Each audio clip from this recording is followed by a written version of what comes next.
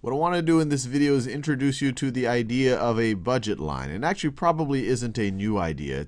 It's kind of a derivative idea of what you've seen and often in an introductory algebra course where, hey, you've gotten a certain amount of money and you can spend it on a certain combination of goods. What are all the different possibilities that you can actually buy? So that's really what a budget line is. So let's say that you have an income, and I'll do it both in the abstract and the concrete. So I'll do it with variables, and then I'll also do it with actual numbers. So let's say your income in a month is Y.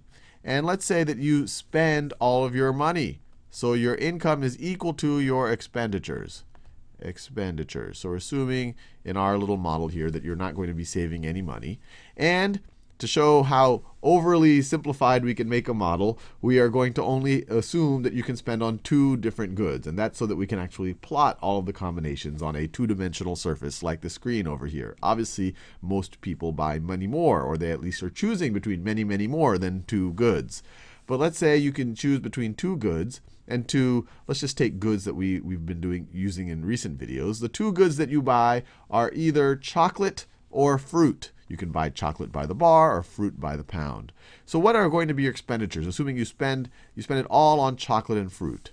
Well, there's going to be the amount that you spend on chocolate will be the price of chocolate times the quantity of chocolate you buy, which is the number of bars.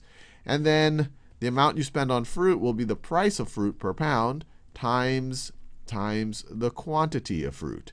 And so for example, if Y is equal to $20 a month, $20 per month, and the price, and we actually will plot this in a second, the price of chocolate is equal to $1 per bar, and the price of fruit is equal to $2 per pound. I think these were the prices I used per pound of fruit. Then all of a sudden, you would know what this is, you would know what this is, and this is. You know what the p's are and the y. And then you could actually graph one of these quantities relative to the other. And what we can do is, and let's do that, we can graph the quantity of one relative to the other. Why don't we put the quantity of chocolate on this axis over here, and let's put the quantity of fruit on this axis over here. And if we wanted to graph it, I like to put it, since I put quantity of chocolate on the vertical axis here, I'd like to solve this equation for quantity of chocolate as a function of quantity of fruit, and it should make it pretty straightforward to graph. So let's try that out. So first, I'm just going to rewrite this without expenditures in between. So we have our income Y is equal to the price of chocolate times the quantity of chocolate plus the price of fruit times the quantity of fruit. Now, I want to solve for the quantity of chocolate. Let me make that orange so we know that this is this one right over here. So if I want to solve for that, the best way, I could isolate it on one side of this equation. So let me get rid of this yellow part right over here. And the best way to do that is to subtract it from both sides. So let's subtract the price of fruit times the quantity of fruit. And I could substitute the numbers in first, and that might actually make it a little bit easier to understand. But I like to keep it general first. So you see, you don't have to just use it with these numbers. You can just see kind of the general result here. So I'm going to subtract it from the left-hand side and the right-hand side. And the whole point is to get rid of it from the right-hand side. This cancels out. The left-hand side becomes your income minus the price of fruit times the quantity of fruit. And this is going to be equal to your right-hand side, which is just the price of chocolate times the quantity of chocolate. Now, if we want to solve for the quantity of chocolate, we just divide both sides by the price of chocolate, And then you get, and I'll flip the sides, you get the quantity of chocolate is going to be equal to your income divided by the price of chocolate, minus the price of fruit times the quantity of fruit, all of that over the price of chocolate. And we can actually substitute these numbers in here, and then we can actually plot what essentially this budget line will look like. So in our situation, Y is equal to 20. The price of chocolate is equal to 1. And so this term right over here, $20 per month divided by $1 per bar, which would actually give you 20 bars per month if you work out the units. So this term right over here just simplifies to 20. And this is actually an interesting term. Your income in dollars divided by the price of an actual good or service, you can view this term right over here as your real income. Real income. And the reason why it's called real income is it's actually pegging what your earnings to what you can buy. It's pegging it to a certain real goods. It's not tied to some abstract quantity like money, which always has a changing buying power. What you could buy for $20 in 2010 is very different than what you could buy for $20 in 1940. But here, it's putting when you divide your income divided by a price of some good, it's really telling you your income in terms of that good. So you could view your income as $20 per month, or you could view your income, if you wanted your income in chocolate bars, you could say my income is, I could buy 20 chocolate bars each month, so I could say my income is 20 chocolate bars per month. They would be equivalent to you, assuming that you could sell the chocolate bars for the same price you could buy it, and that's somewhat of an assumption.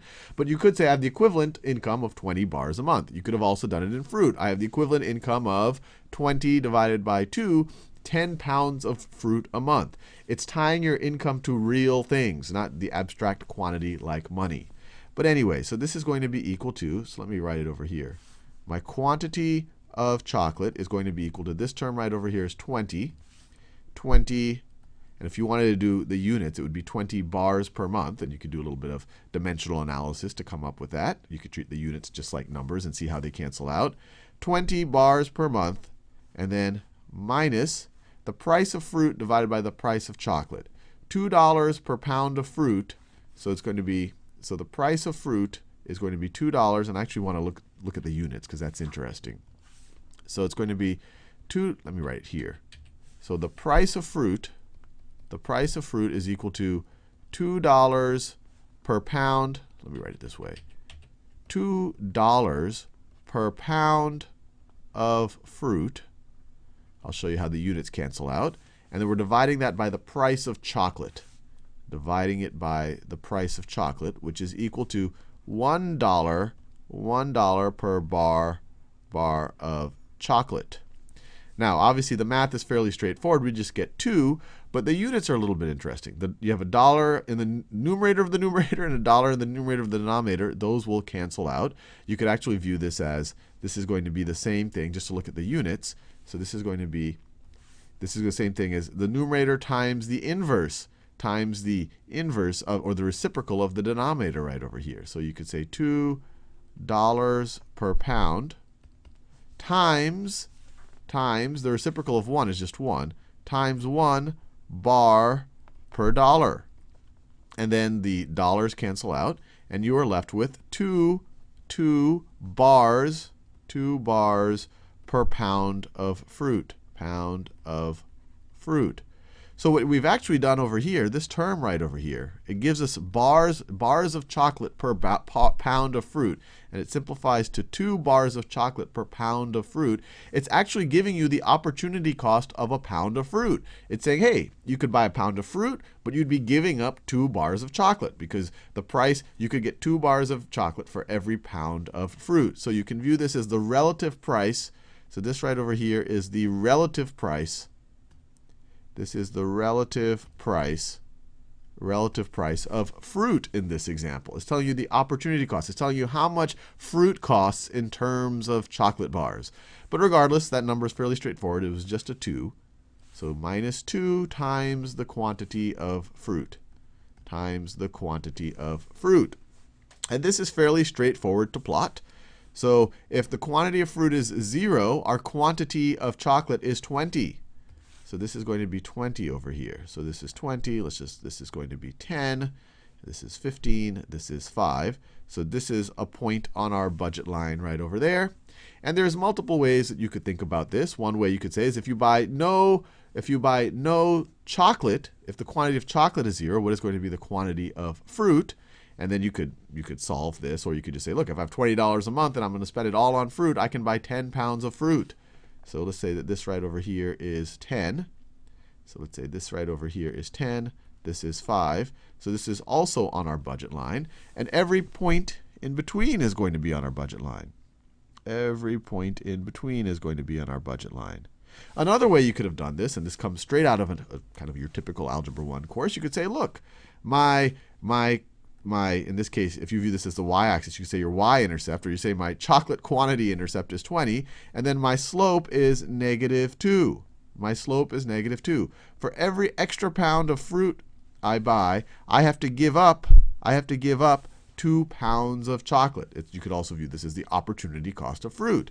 So you see the slope. As we go forward, if we buy 1 more pound quantity of fruit, we're giving up 2 bars of chocolate.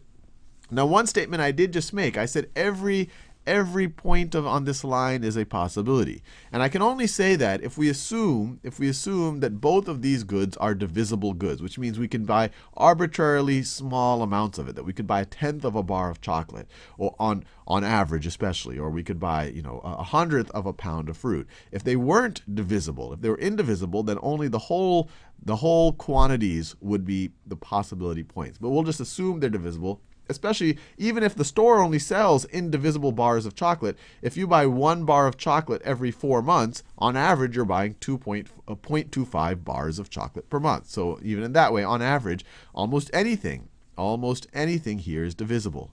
And so this line right over here shows all of the combinations we can buy, all of the combinations of the divisible goods we can buy if we spend all of our money. So that right over there is our budget line. That is our budget line. That is our budget line. And any combination out here is unaffordable. We don't have enough money for that. And any combination down here is affordable. And actually, we would end up with extra money if we're below the budget line. And this isn't all that different than what we saw with the production possibilities frontier. Remember, we had a curve that really showed all of if we were producing 2 goods, what combinations of goods we could produce. Anything on that curve for the productions possibility frontier was efficient. Anything outside of it was unattainable. And anything inside was attainable but inefficient.